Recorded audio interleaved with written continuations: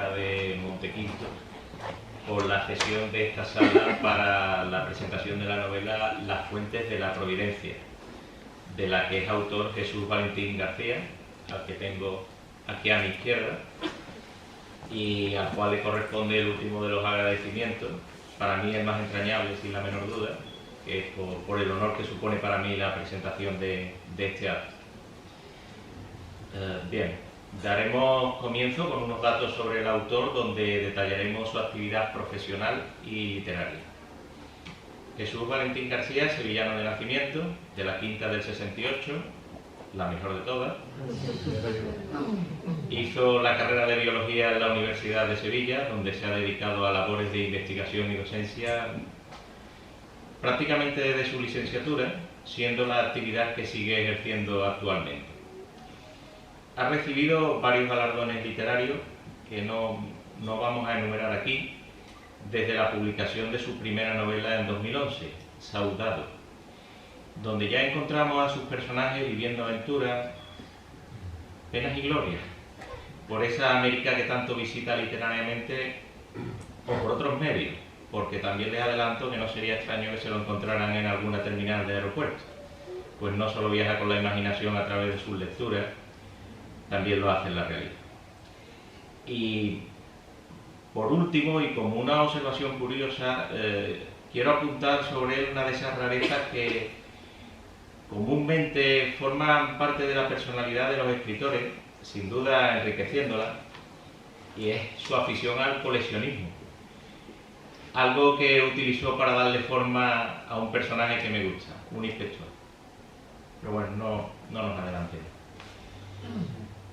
Las fuentes de la providencia es su cuarta novela, con lo que observamos un intervalo en la producción de unos 2 años entre cada una de ellas. Y ya podemos afirmar que nos encontramos ante una obra de ficción que está viva, puesto que nos consta que tiene en mente nuevos proyectos, y por ello podemos y debemos señalar las características que definen su novelística. Sobre ella, cuando nos planteamos los aspectos y cualidades, es fácil para el crítico la identificación y calificación. Querría destacar para comenzar, y sin dudarlo, 2 cualidades: valentía e imaginación. Valentía porque es inherente a la composición de una novela, que será expuesta a crítica y lectores por la fe que se ha de tener en uno mismo y en la capacidad propia. Capacidad que el auténtico escritor sabe que tiene, pero no garantiza la consecución del objetivo final, puesto que este se alcanza cuando nos consideramos satisfechos. Una palabra mágica en este contexto. Y esto no se garantiza a menos que esté uno dispuesto a engañarse o a escribir la misma novela como si fueran churros, ¿no? Por ello califico como valiente al autor que hoy presentamos, porque se enfrenta a lo diferente, asumiendo riesgo al situar sus ficciones en territorio ajeno a su zona de confort, cuando así lo hace, porque también tiene alguna novela situada en la ciudad de Sevilla, y es capaz de llevarnos desde la América hispana de la conquista a la conquista anglosajona del oeste, tan diferentes las dos, o nos introduce en la piel de un bandolero, y esto supone un esfuerzo que va más allá del tiempo invertido y el intelecto. Supone un esfuerzo emocional, al verse obligado a vivir, entre comillas, en otros tiempos, a entender personajes nacidos en otras culturas y necesariamente con otras ambiciones, otras formas de sentir y pensar, en resumen, otros valores morales, ¿no? Considero que esto es destacable por la dificultad que supone. Por otro lado, debemos hablar de la imaginación. Nosotros afirmamos que no hay literatura sin ficción y que nadie se asombre. Hay quien pretende vendérnoslo, ¿no? Pero nosotros no compramos, eso que quede claro, ¿no? Con estas y otras ridiculeces nos bombardean y por cierto sin piedad, desde esa tomadura de pelo que es la crítica literaria postmodernista. Crítica pero no teoría, pues carecen de una teoría de la literatura. Verán que hoy consideramos que la literatura comparada dominante llega desde Estados Unidos y está cargada de la artificiosa palabrería y terminología propia del intento de imposición de un modelo cultural. Como carecen de base conceptual, no disponen de cimientos, no tienen una base científica y sin ella ejercen una crítica sin criterio, actuando como engañabobos y engañalistos. Léase filólogo, al menos algunos, ¿no? No todos, ¿no? ¿Por qué les digo esto? Porque ante el ruido generado por esta palabrería, ante este trasfondo vacío, algunos escritores siguen escribiendo novelas, historias de ficción y realidad, sobre bases reales, pero donde la imaginación es imprescindible. Y desde aquí la reivindicamos. Y consideramos que el autor la reivindica desde su obra. Nosotros escribimos para ser leídos. Considero que la imaginación es uno de los valores por los cuales nos gustan tanto las novelas del autor que hoy presentamos, porque para crear una ficción hay que tener capacidad de imaginar. Y el autor que hoy presentamos tiene capacidad de imaginar. Por otra parte, en las novelas de Jesús hay acción, ocurre algo. Se lo garantizo, ocurren cosas. Muchos dirán que como en todas, pues no es así. Y extendernos sobre esto daría para una conferencia, que no les voy a dar. Tranquilo. La búsqueda de fórmulas pretendidamente originales por parte de muchos escritores, y lo entrecomillamos, que más que escritores buscan hacer de la literatura una carrera profesional y una fórmula de medro social y económico, ponen en nuestras manos novelas, y sigo entrecomillando, donde la búsqueda de valor artístico, cuando no se trata de una forma de servir a determinadas ideologías, que también esto lo hay, parece que se valoriza en la práctica imposibilidad de ser entendido, rompiendo un equilibrio donde la forma no reina sobre el fondo. Es que hay casos donde no hay fondo directamente, prestándose a que le soltáramos en plan castizo, pero ¿qué me estás contando, no? Y es que algunos casos son casi de chiste. Duele gastarse el dinero en el libro. Hay escritores que nos preguntamos qué sentido tiene si no eres entendido. ¿Qué comunicación mantienes con el lector? ¿Qué consigues transmitir al lector, por tanto? ¿Y qué quieres demostrar y a quién se lo quieres demostrar? ¿Para qué? Porque ¿dónde, personal y profesionalmente, te conduce esto, no? Bien, pues en la novela del autor que hoy presentamos, y no es el único, resulta que te cuentan una historia. Nosotros nos manifestamos contra el engaño, no nos manifestamos contra la evolución. Defendemos la utilización de estructuras narrativas que pueden ser clásicas y que interpretaremos libremente, por supuesto, y defendemos que no por esto nos encontramos por debajo de nadie. La acción en literatura sugiere, mediante los hechos narrados y las respuestas de los personajes, el escritor bucea en la naturaleza humana y los personajes enfrentan sus particulares yo y mis circunstancias, que al ser expuestas generan una atmósfera literaria y llegarán en no pocas ocasiones a alcanzar la categoría de ejemplarizante para el lector. Bien, pues esto lo consiguen las fuentes de la providencia. Y quiero, por último, centrarme en qué transmite la novela, y para ello voy a comenzar por una descripción del argumento. La fuente de la providencia tiene una particularidad constructiva interesante, pues nos cuenta en paralelo la investigación de un asesinato encargada al sheriff de la ciudad de Liberty, Kit Gray, y en otra línea su historia personal. Quedan planteados dos misterios que enganchan al lector. Se intuye que algo oscuro quedó sin resolver en el pasado del protagonista. y que necesariamente influirá en el presente.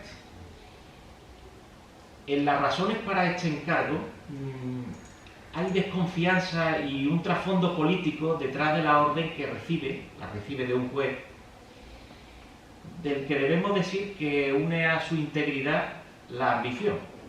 Y no es común la integridad en este contexto. Keith Gray debe obedecer. No parece tenerlas todas consigo, y no es solo por el encargo de la investigación en sí, sino porque él no es detective, es un sheriff. E intuimos que detrás de todo esto hay algo más, hay un misterio. Y nos detenemos aquí, porque el misterio queda servido, la trama es riquísima, las situaciones se suceden, aparecerán buenos y malos, aparecen personajes típicos del oeste, hay una historia de amor, y de la vida misma incluso, podríamos decir, porque encontrarán los conflictos esperables que demuestran por parte del autor capacidad de observación y una perfecta integración, dándole una coherencia interna a la narración, pero siempre alrededor de la fuerte personalidad del protagonista, el sheriff Keith Gray. Del argumento no les cuento más y me reitero. Espero que les haya enganchado, pero prácticamente no les he contado nada. Y ahora vayamos a qué transmite la novela. Es importante qué nos transmite. Es literatura. Esto siempre es muy personal. Para ello debemos analizarlo desde los hechos, la reacción de los distintos personajes y las consecuencias de estos dos factores. Voy a comenzar por una cita, pero nadie se tiene que alarmar, Es una cita corta, de 3 líneas, que encontrarán en la página 60 del libro y que a mí me ha gustado particularmente. Dice así: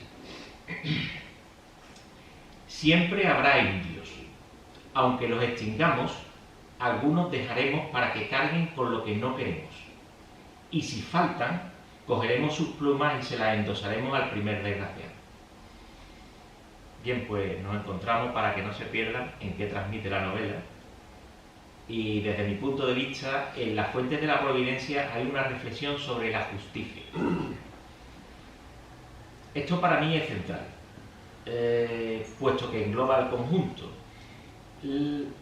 Las particulares condiciones en las que se desarrolla lo que conocemos como la conquista del oeste americano le permiten al autor dibujar personajes en permanente lucha contra la adversidad del medio, donde la violencia y la supervivencia son términos que caminan unidos, donde el fanatismo religioso va a convivir con la razón, donde la dificultad para castigar los crímenes enloquece a la gente de bien e incita a la venganza.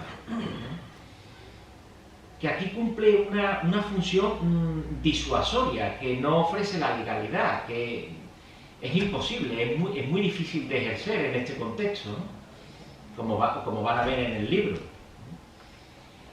Pero lucha por imponerse como el cimiento de una convivencia en paz.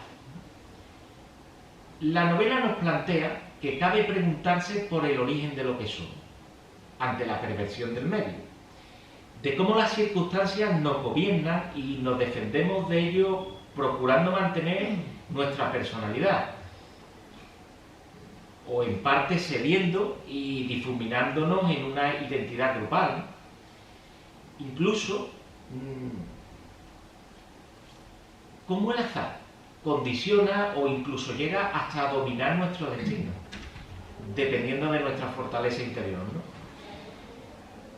Todo esto lo encontramos en los protagonistas y también en los secundarios, que hay algunos secundarios muy interesantes, algunos de presencia muy fugaz, pero son vitales. Ya les digo que los secundarios son vitales para cerrar el conjunto de la narración. Debemos tener en cuenta que en medio de todo esto se dan las circunstancias convencionales entre los seres humanos y en cualquier época, El deseo de prosperar, adolescentes que experimentan, matrimonios que se esfuerzan por mantener su relación, amores imposibles y un largo etcétera. Lo mejor y lo peor. La vida misma, lo que encontraríamos hoy, pero en mitad del siglo XIX y en el oeste americano. El sheriff Kit Gray es alguien que se adapta y sobrevive. Pero la cuestión es a qué precio. Kit Gray es un pistolero, no es un vaquero, no es lo mismo, ¿eh? Es alguien que cuando se enfrenta al tú a tú de un duelo no siente miedo. Pero es alguien inteligente, crea un personaje inteligente, entonces, claro, le da pie a que piense, ¿no? Y Kit Gray piensa, y se plantea si merece la pena vivir así, si al aceptar ha anulado su personalidad, quien él de verdad es, se convierte en parte del mal o está justificado lo que hace. ¿Se puede huir? ¿A dónde va a huir? ¿Y para qué va a huir?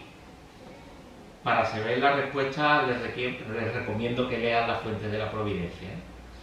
Una novela que, como pueden ver, suscita preguntas. Y ya solo queda el final. El final de una novela es importantísimo para que la podamos considerar redonda. Otro término muy importante en el contexto en el que él y yo nos movemos. Yo les garantizo que el final de La fuente de la providencia es muy bueno. Me ha gustado particularmente. Él lo sabe. No, lo llamé para decirle eso.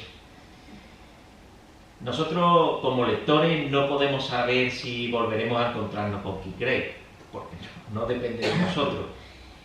Pero no cabe duda en lo que les digo, no hay otra posibilidad. Esta historia es el punto álgido en la vida de Kit Gray como personaje, puesto que cuando la novela termina nos damos cuenta que debe enfrentarse a sí mismo y por tanto encontrarse a sí mismo, y lo hará de la forma que él sabe, actuando y con un revólver en la mano. Es un pistolero, ¿no? No deben esperar de Gray los lectores, cuando leáis la novela, alguien que naturalmente ha vivido una evolución personal, que se mantenga manso como un cordero que va camino del matadero. No es su naturaleza. El final, a la vez que es realista, es romántico, es trágico, es sorpresivo, es inesperado. Yo no me esperaba, intuía que podía ocurrir algo, pero no esto. Me gustó mucho. En él van a encontrar lo mejor, pero también lo peor de Gray, ¿eh? No creo que nadie a estas alturas piense que era un santo. No lo es. Un personaje dual. Y bueno, lo dejo ahí, no vaya a desvelar algo que no deba. Pero no esperen de una personalidad tan fuerte como la del protagonista de La fuente de la providencia que se quede de brazos cruzados. Va a actuar. Y nada más, les dejo con el padre de la criatura, Jesús Valentín García.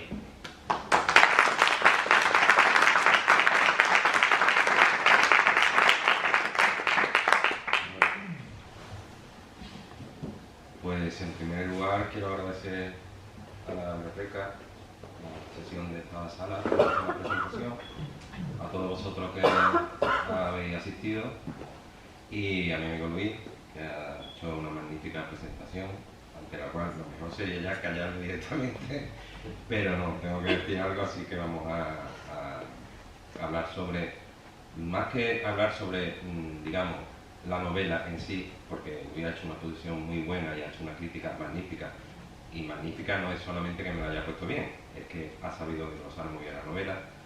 Pues yo voy a intentar hablar un poco sobre la preescritura de la novela, o sea, hablar sobre la idea que generó el que yo escribiera esta novela y también por qué la sitúo, dónde la sitúo y cuándo la sitúo. Me voy a ayudar de una diapositiva para hacer un poquito más amena la charla. Ahí la primera, bueno, quiero encuadrar la novela, La fuente de la providencia, dentro de, como ha dicho ya, mi obra. Tengo ya 4 novelas publicadas.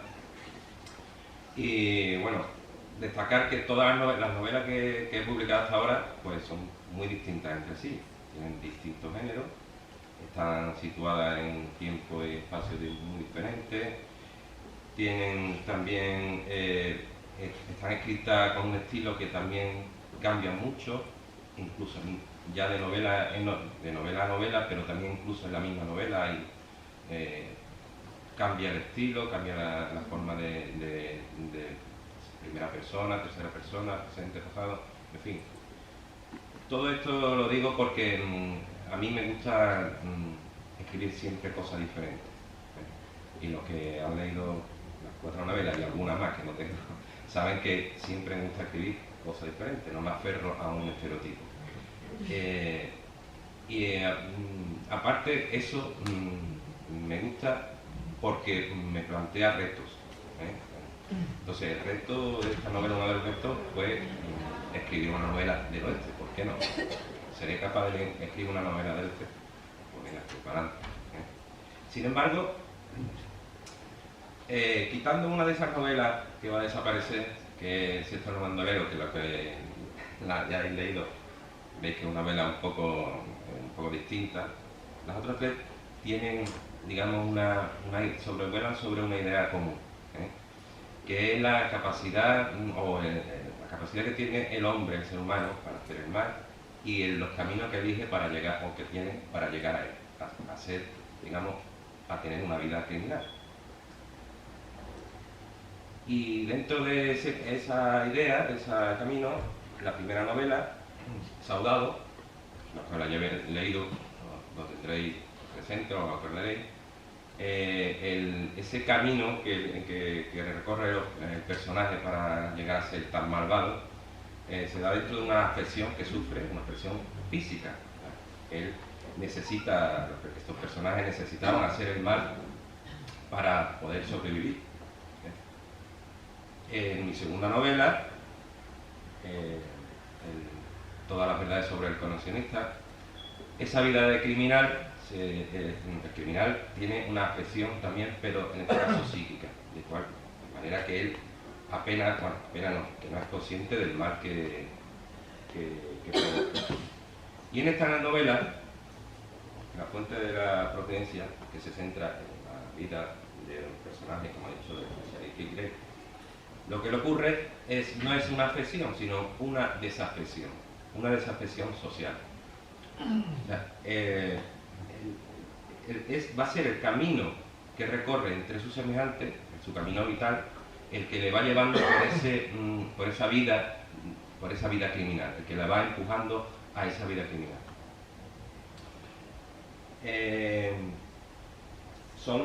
Veis que son 3 caminos, pero yo, desde un punto de vista, ya por deformación profesional, desde un punto de vista de biólogo, podríamos aquí hablar de los 2 primeros, que son carácter heredado. Uno viene ya con la carga de que va a ser un criminal, o prácticamente, o es muy propenso a ser un criminal, mientras que el otro caso, que sería en la novela que nos ocupa, serían caracteres adquiridos. Es tu vida el hecho de vivir y de rodearte de un entorno social el que te va empujando por un camino. Ahí tenéis un cronograma de las edades del hombre, de las edades en historia. Si veis ahí y veis los trazos que delimitan cuando se pasa de una edad a otra, quitando el primero, que es la aparición de la escritura, donde empieza la historia, antes de la prehistoria.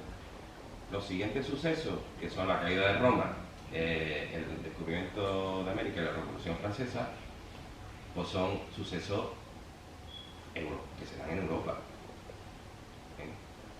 El punto de vista de esta clasificación, que es comúnmente aceptada, tiene un punto de vista muy occidentalizado. La novela ocurre en 1860 y tanto, 70, más o menos por ese periodo. En esa época, aquí estábamos viviendo ya la contemporánea. he marcado en amarillo, digamos, desde el descubrimiento de América hasta la época donde ocurre la novela. Eso ocurría en Europa, pero sin embargo, en América estaban en el Neolítico. Incluso esa foto es una foto muy... Esa imagen que he encontrado es una foto muy posterior, por ejemplo, al descubrimiento de América. Pues podéis ver los caballos, que cuando llegó Colón no había caballos. Pero incluso así, cuando llegan los primeros exploradores en Norteamérica, los indios que vivían en la Grande Llanura, pues es cierto que allí había civilizaciones que ya sí eran sedentarias y que además practicaban la agricultura, pero la mayoría estaban en Centroamérica y Sudamérica. En Norteamérica solamente en el nordeste había la cultura, la nación Cherokee, los hurones sí tenían algo de agricultura, pero en la práctica totalidad eran nómadas, no conocían los metales, no conocían la agricultura, o sea, vivían en lo que aquí en Europa era el neolítico, y aquí pues un neolítico convivió con todas las edades que hemos visto hasta ahora. En Europa, mientras hubo esa, digamos, conquista y esa colonización de América, ocurrían muchos desastres, muchas guerras, mucha hambre, mucha superpoblación, mucha pobreza, que, igual que hoy en día, empujan a la gente a buscarse una vida allí donde se la pueda dar. Entonces la gente empezó a emigrar a América, sobre todo en las grandes migraciones, muchas migraciones en el siglo XIX a Norteamérica. Tantas que algunos gobiernos se espantaban de que se espantaba porque se le iba mucha gente. Ahí tenéis una fotografía, la de la izquierda, que lo hizo el gobierno sueco, que muestra dos imágenes. Una era las expectativas que tenía la gente cuando afrontaban ese viaje a Estados Unidos, de que iban hasta allí con sus cajitas, y otra lo que el gobierno sueco le decía que iba a encontrar, que iba a estar allí la misma pobreza que estaba allí, pero lejos de sus cosas. Pero aún así la gente no se amedrentaba, y la gente empezaron pues a llegar a Norteamérica. Bueno, ahí tenéis un gráfico creo que está del siglo XIX, prácticamente de la gente que emigraron a Norteamérica. Y nos sorprende que hay, aparte que, bueno, porque Norteamérica es un país que se habla el inglés, pero si veis la cantidad de gente de distintos países europeos que emigraron durante ese tiempo a América, por ejemplo, sorprende la cantidad de alemanes que fueron durante esa época, o la cantidad de irlandeses, todo empujado por la situación que corrían sus países. Bueno, Irlanda, aparte, estaba bajo el yugo de Inglaterra y estaban con una pobreza galopante. En Alemania estaba en proceso de reunificación, y bueno, y en otros países pues, prácticamente igual, pobreza, hambre, empujaban todo. Cierto que si veis las flechas, no solamente fueron allí europeos, también fueron gente de Asia y personas de África. Pero, claro, los que iban de África ya sabemos cómo iban. Y los que fueron de Asia tampoco es que tuvieran una reeminencia allí social demasiado grande. Con lo cual, Estados Unidos al principio terminó adaptando un poco las sociedades europeas, quitando algunas cosas.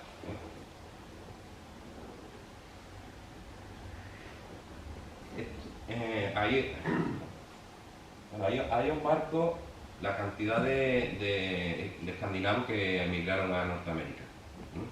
Y lo marco sencillamente porque el personaje de la novela tiene ascendencia sueca. Y aquí os marco que los suecos, suecos, noruegos y daneses llegaron a ser casi la segunda el número de inmigrantes, en el segundo lugar tras los alemanes. Como ya he dicho, que hubo una gran inmigración en Alemania en ese tiempo, en el siglo XVIII, a mediados del siglo los inmigrantes llegaban a la costa este, pero claro, luego no paraban allí. Y lo que había al oeste era territorio, un gran territorio, que no estaba desierto, porque estaba ocupado, pero estaba ocupado por unos habitantes que lamentablemente no pusieron mucha resistencia porque no la podían poner, no podían ejecutarse a lo que les llegaba.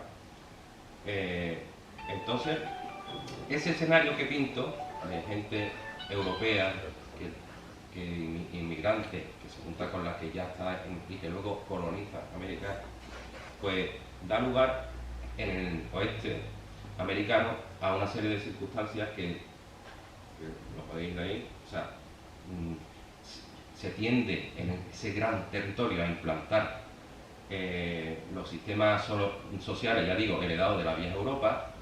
Eso sí, ya he dicho, con ligeros matices. Por ejemplo, hay una ligera igualación de las clases sociales. No es que no hubiera pobres ni hubiera ricos, porque la gente, había burgueses muy ricos, pero era otro tipo de ricos. No eran los nobles que había en Europa, de hecho allí no hay nobleza. No era el clero, no había existido el clero que hay en Europa. Y bueno, y en esos territorios que van ocupándose de gente y que son tan grandes y que hay tan poca población, esos sistemas que se quieren allí implementar pues van lentos, necesariamente van lentos. La justicia y la legalidad no va al ritmo con el que llegan los colonos. Y de estas cosas que acabo de decir, pues nos podemos dar una idea de cosas que a lo mejor tienen los americanos que nosotros no alcanzamos a entender. Y una, están marcadas ahí, ese es lo que ellos llaman el sueño americano, el de hacerse rico, que claro, hasta en Europa hacerse rico era bastante difícil si no eras rico ya. Si no nacías rico, hacerse rico estaba muy complicado. Yo no digo que fuera fácil en Estados Unidos, pero con estas cosas que os digo, con estas características que tiene ese proceso, pues sí podía resultar que... Y otra cosa es el valor que ellos le dan a poder tener un arma, ¿sí? Esas cosas que tienen ellos de... ¿Por qué? Porque en ese estado de cosas, cuando hay un territorio tan inmenso y tú vas allí a plantar tu granja o a plantar tu negocio y te falta, no te respalda detrás una legalidad, una justicia, porque no tienes recursos, se le da mucho valor a que tú te defiendas por ti mismo. ¿Y cómo te defiendes? Quizás eso, que lo tienen ellos metido, no lo tenemos aquí, pero no podemos a veces comprender cómo ellos le dan tanta importancia a eso de las armas, como tienen, como hay una asociación nacional de juicio allí que defiende eso, algo que nosotros no... Ya digo que fueron colonizando el oeste americano y ahí os veo, tenéis una relación de cómo van estableciéndose en los diferentes estados en Estados Unidos. Y veis que muchos son del mediados del siglo XIX. Y aquí os pongo una idea, para que os hagáis una idea de los tamaños que estamos hablando. O sea, Estados Unidos tiene 20 veces la extensión de España, y España es el segundo, quitando a Rusia, el segundo país europeo en extensión. Y solamente el estado de Nebraska, que no desarrolla la novela, tiene la extensión de Inglaterra. Lo cual, por todo lo dicho, todas estas características que he ido explicando, creo que son razones suficientes para crear un escenario muy atractivo desde el punto de vista literario. A pesar de que de siempre las novelas del oeste han estado minusvaloradas, sobre todo en este país donde existía la novelita del oeste, que era literatura, digamos, de fácil acceso y que leía mucha gente, pero siempre ha estado minusvalorada. Pero yo creo que sí, que esas circunstancias crean un ambiente en el que prospera lo mejor y lo peor de la raza humana, y donde afloran sentimientos que realmente los sentimientos son, para mí, la base de las novelas, porque el contar hechos sin que se mezcle sin mezclar en ellos el sentimiento humano, pues realmente para mí eso puede ser un ensayo una crítica, un documento histórico, pero no tiene el carácter que le pone el sentimiento que es en la novela resulta novela, ¿no? La novela necesariamente tiene que mover al lector y eso se hace tocando los sentimientos. Bueno, esas digamos que son unas razones más o menos objetivas. No creo que sean objetivas en todo, porque claro, ahí influye el gusto que tenga cada uno en un escenario y en un ambiente determinado, pero son objetivas. Existen otras razones subjetivas por las que me impulsaron a crear la novela, y las pongo ahora mismo rápidamente. Una de ellas es que yo, en mi etapa de infantil y juvenil, pues leía muchos tebeos, y muchos de los tebeos a mí me llamaban la atención los tebeos que salían, ¿no? Ahí tienen unos cuantos, que todo eso lo leía yo. Porque los tengo en casa, no los tengo, lamentablemente tengo muy poco, me gustaría tenerlos todos. Y luego, después de los tebeos, pues pasito a pasito uno va leyendo las novelas. A mí me gusta mucho leer las novelas de Julio Verne, y este personaje, este autor que tengo ahí abajo de los tebeos, en la fila de abajo, que es Karl May, que era un escritor alemán, que escribió muchas novelas del oeste, muchas, y curiosamente, pues igual que le pasaba a Julio Verne, que no salió, que no viajaba y hacía magnífica novela de viaje y de aventura, pues este hombre no salió, no fue nunca al oeste, sin embargo escribió un montón de novelas de oeste. Y luego ya más recientemente, es verdad que perdí un poco ese ímpetu juvenil por el oeste, pero ya de mayor encontré novelas, que hay pocas, muy pocas novelas que, vamos, o por lo menos seguramente en Estados Unidos tendrán su nombre, pero que lleguen aquí, comparado con otro tipo de literatura, son muy pocas. Pero sí encontré algunas, como la de Austin Hall, por ejemplo, o de Cormac McCarthy, son muy buenas, y sobre todo, algo de que me declaro fan, que son las películas de ciertas películas del este, sobre todo las de, porque además esas películas todas tienen en común que tienen la fuerza de sus protagonistas. En todas ellas, la mayoría son protagonizadas por Clint Eastwood, pero tienen, sobre todo Sin Perdón, si lo habéis visto, o El Jinete Pálido, tienen una fuerza de protagonista y que yo espero, o por lo menos me ha servido a mí como referente a la hora de crear el personaje de Quique, ¿no? Y espero que si os gustan las películas del oeste y os gusten este tipo de personajes, pues contéis el futuro, si leáis la novela, aquí leéis. Bueno, hasta aquí mi exposición. Solamente quería reiterar mis gracias a Luis por su presentación. También agradecer a mis lectores del manuscrito, a María Ángeles, a Luisa y especialmente a Carmen y Teresa, que no solamente son lectoras del manuscrito, sino que hacen el favor, tremendo favor, de imprimirlo, corregirlo y devolvérmelo, por cosa que no está pagada, y por lo cual les dedico este libro. Y nada más, nos iremos a tomar algo ahora mismo al bar de